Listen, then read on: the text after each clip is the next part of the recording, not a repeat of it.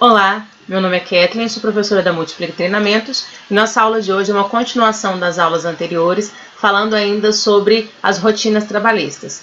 No caso aqui nós vamos falar na aula de hoje sobre o cartão de ponto. Vamos lá? Cartão de ponto de trabalho. As empresas com mais de 10 empregados são obrigadas a terem controle de entrada e saída dos empregados em um registro manual, mecânico ou eletrônico. Seja aquele ponto eletrônico, seja o cartão de ponto, seja o ponto manual, mas ele tem que ter um registro de entrada e saída dos funcionários, inclusive com especificação de horário de almoço.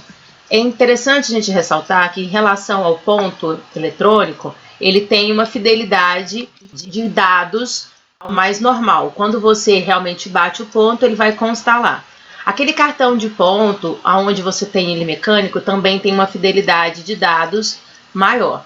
Agora, aquele ponto que se escreve manualmente, ele precisa ser preenchido com o horário real da entrada e da saída, inclusive com o horário de intervalo de refeição, de lanche, etc., e ele é desconsiderado aquele ponto que tem sempre os mesmos horários, o também chamado informalmente como ponto inglês, porque você diz 8 horas da manhã e meio-dia, de 2 às 18, ele é desconsiderado, ele não tem valor jurídico, ele é considerado como inválido. Por quê? Todas as pessoas que vão chegar no trabalho, por mais pontuais que sejam, elas têm variação.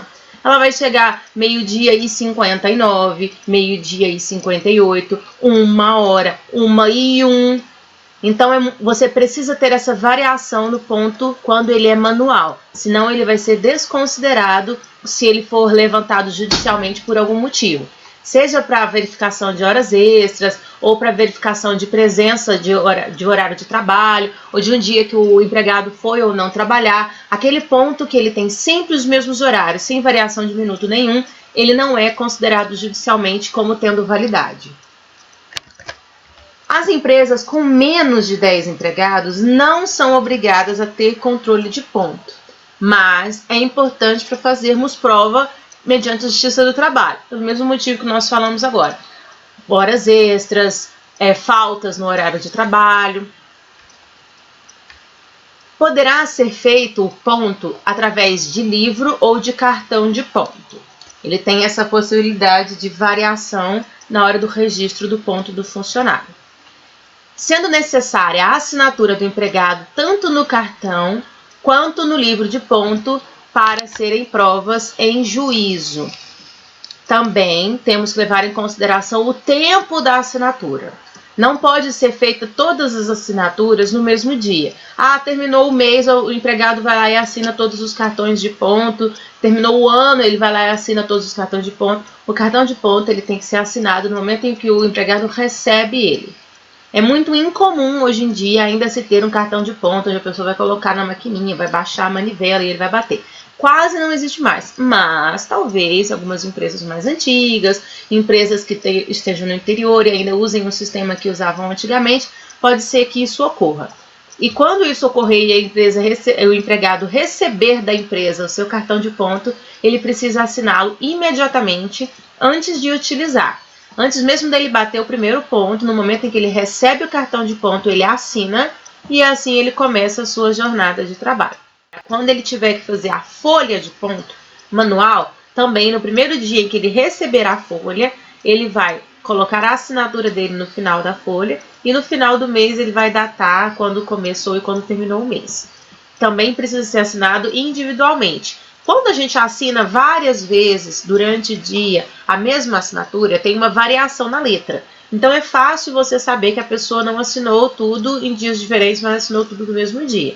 É preciso que seja a assinatura feita em cada vez que você recebe aquele cartão de ponto ou aquela folha de ponto, para que eu tenha uma prova em juízo de que o empregado realmente preencheu aquele cartão de ponto. Qual que é a necessidade disso?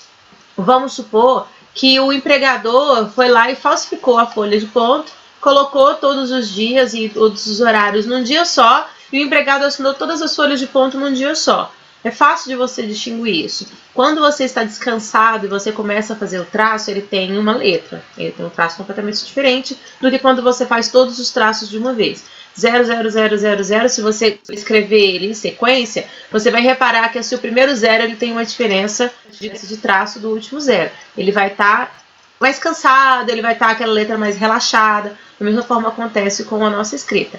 E é fácil de identificar que todas as assinaturas, que todas as datas e todos os horários foram feitos no mesmo momento e não no momento em que eles deveriam ter sido feitos, que foi diariamente, 4 vezes ao dia. Inexiste, ou seja, não existe, previsão legal específica para proibir a diversificação do controle de jornada através dos métodos eletrônicos e manual dentro da mesma empresa. O que isso quer dizer? Isso quer dizer que a legislação permite que eu tenha horários completamente diferentes a cada dia da semana. Eu posso, desde que eu tenha um controle e que eu tenha a jornada específica. Vamos supor que segunda, quarta e sexta o empregado entre 6 horas da manhã e sai às 4 horas da tarde como hora de almoço. Nos outros dias ele entra às 8 horas da manhã e sai às 18 horas da tarde como um horário de almoço. Não tem diferença nenhuma para a legislação não proíbe que isso seja feito. E, inclusive, se o empregado tiver necessidade, vamos supor que ele tem uma faculdade, uma pós-graduação, ou que ele mora no interior, ele mora longe, ele precisa sair mais cedo, entrar mais cedo, determinado dia da semana, isso não impede que seja feito, desde que ele cumpra a jornada de trabalho, a carga horária de trabalho dele, de uma forma constante. Ele precisa cumprir 8 horas por dia, 44 horas semanais. Inclusive, ele nem precisa cumprir 8 horas por dia todos os dias, desde que ele cumpra 44 horas semanais. Ele pode fazer um dia com 9 horas de trabalho, um dia com 7, e ele fazer essa variação para que a gente, se você tiver em dúvida como pode ser feito, você pode olhar na nossa aula anterior, falando sobre os horários de intervalo de almoço. Existe, inclusive, a possibilidade de você não cumprir o horário de almoço num dia, no outro você cumprir 1 hora a menos de trabalho, 2 horas a menos de trabalho. Essa variação pode ser feita. Eu preciso cumprir 44 horas semanais, ou 42, ou 48, ou 40, de acordo com a especificação do contrato de trabalho. Mas eu posso fazer variação. E o que é necessário que se faça é o controle dessa jornada de trabalho. Eu preciso saber quando entrou, quando saiu, qual que é o horário de intervalo, seja por método manual, seja por método eletrônico, seja por método parcialmente manual e eletrônico. Eu faço num dia, quando eu estou fora da empresa, eu faço manual, quando eu estou dentro da empresa, eu faço eletrônico, mas eu preciso ter um controle da jornada. Agora, que essa jornada precisa ser sempre igual, não é necessário. Ela pode, cada dia da semana, ou cada dia do mês, ou num horário, num dia, num período diferente. Inclusive períodos diferentes. A pessoa pode trabalhar meio período, sendo num dia no período da manhã, no outro dia no período da tarde, no outro dia no período noturno, com um parêntese aqui. Se a pessoa trabalhar no período noturno, tem que se levar em consideração a hora de trabalho noturno, que ela é diferenciada. Uma hora não possui 60 minutos, mas ela possui 52 minutos e meio. Para que durante 6 horas de trabalho em período completamente noturno, considere-se ficticiamente que a pessoa trabalhou 8 horas de trabalho, como se ela tivesse trabalhado no período diurno. Se o trabalho for executado fora do estabelecimento, fora da empresa, o horário do empregado constará claramente em ficha ou papelada em seu poder. O empregado tem que estar com a papelada que diz o horário de trabalho dele na posse dele.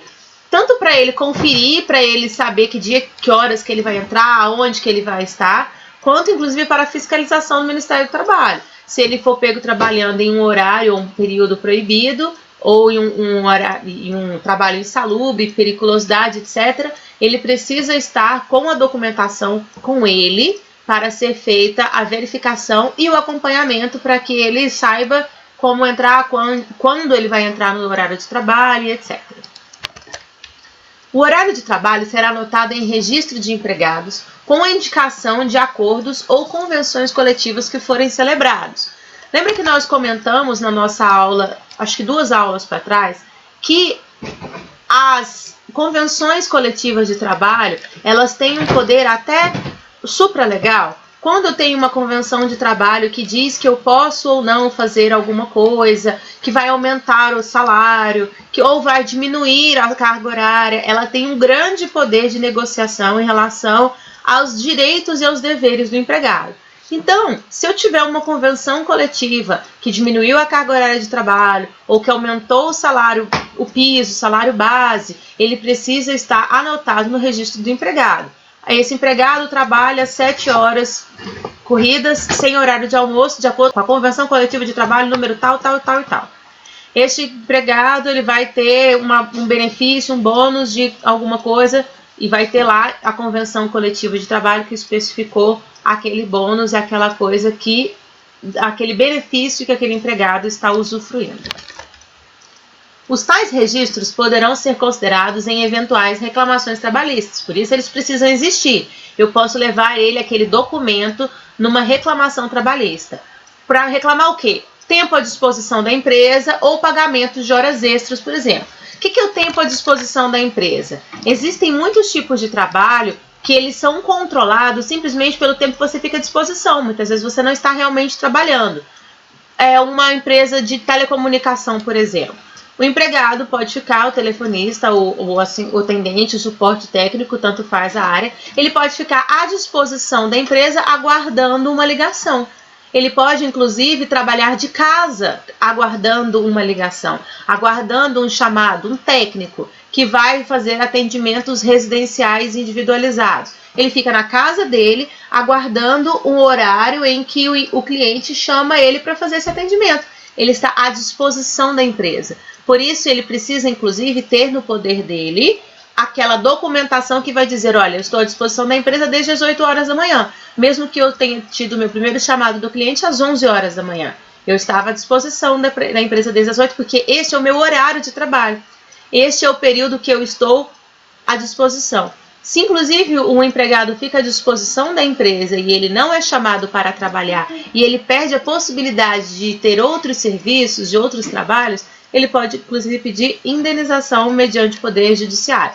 E se a empresa solicita que ele esteja à disposição por horários a mais, ou durante o seu horário de almoço, durante o seu horário de intervalo, ele também pode pedir o pagamento de horas extras. Todos esses períodos, eles precisam ser comprovados judicialmente mediante uma comprovação que não haja dúvida, que ela seja indubitável.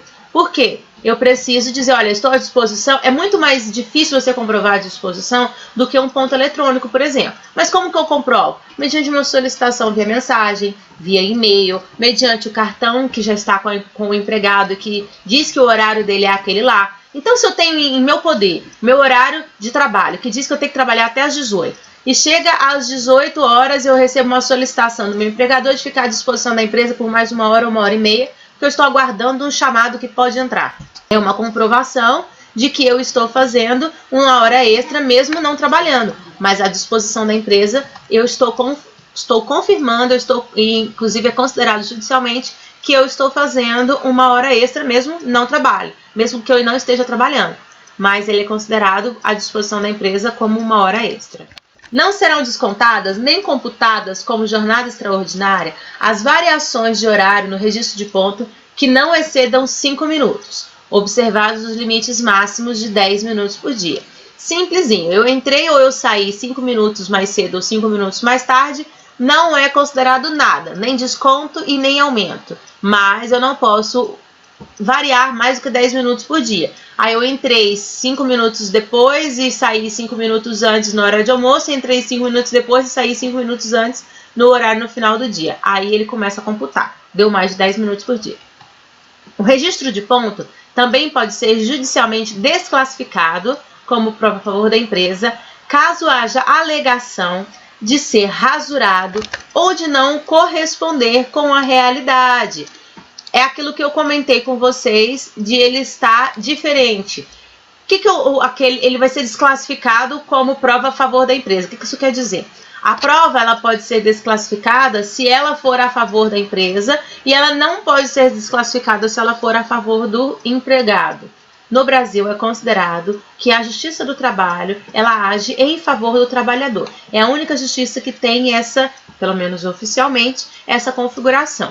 Todos os outros juízes, eles têm que ser neutros. Eles são considerados neutros imparciais e inertes. O que é inerte? O juiz ele não pode tomar partido, ele não pode tomar, inclusive, iniciativa. Ele fica inerte, ele fica completamente parado até ele ser provocado por uma das partes. Aí ele, depois de provocado, ele vai se manifestar de acordo com as provas que foram produzidas pelas partes, porque ele também não produz provas.